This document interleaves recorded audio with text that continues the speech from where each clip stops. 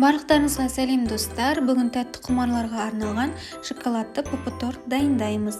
Дәмі өте керемет, дайындалуы да қиын емес. Сондықтан видеоны соңына дейін қарап, міндетті түрде дайындап көріңіздер. Ең бірінші жұмыртқаға сүт, ванильді құм шекер, ұн және какао қосып барлығын араластырамыз. Мен какао мен ұн екеуін бірге араластырып алдым. Барлығын араластырамыз және консистенциясына мән береміз. Қатты сұйық болмай, кішкене қою болғанда менде құймақтар жақсы шығады. Табаға кішкене май жағып, құймағымызды құйып пісіреміз. Осылай екі жағынан шамамен 2-3 минуттай пісіреміз.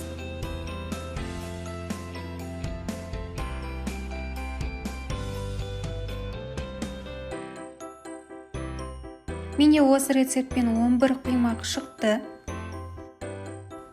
Енді құймақтың ортасына жағатын крем дайындаймыз.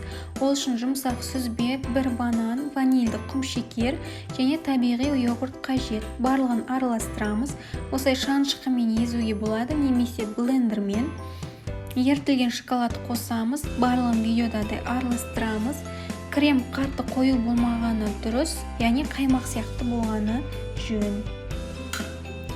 Енді құймақтың жан-жағын дұрыстаймыз.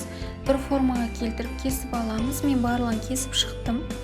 Құймақты бір-бірлеп алып, ортасына крем жағуды бастаймыз. Кремді арасына көбірек жағуға тырысыңыздар, сол кезде торт құрғақ болмайды.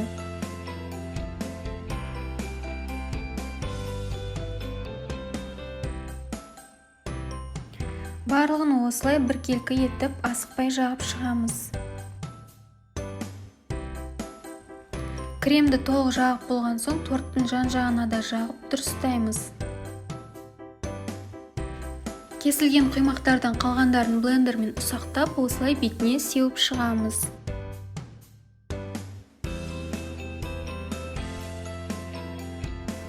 Торттың жан-жағына да салып дұрыстаймыз. Шоколадты поп-торт дайын болды. Дәмі өте керемет болып шықты. Дайындауға да көп уақыт кеткен жоқ, сондықтан міндетті түрде дайындап көріңіздер.